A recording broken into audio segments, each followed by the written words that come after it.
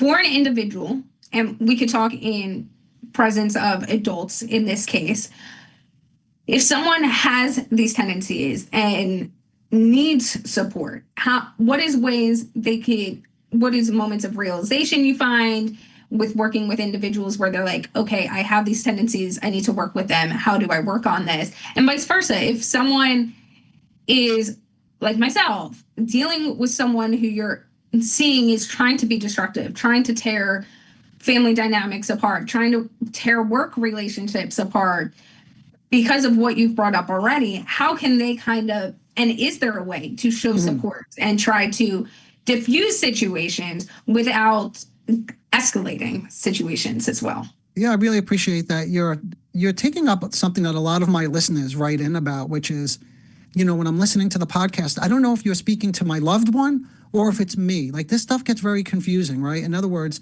I think that my partner is struggling with these narcissistic or exhibiting these narcissistic traits.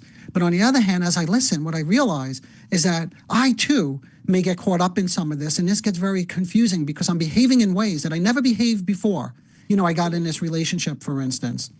So for someone who is exhibiting these narcissistic traits, some of the things that they will recognize, and I'll just mention again some of the bigger ones, which is something that the whole structure of the narcissist I mentioned earlier is based on this precarious self-esteem and sense of self, and they're constantly looking to get the supplies. But we didn't go, just to go a step further, is what happens when they don't get the supplies.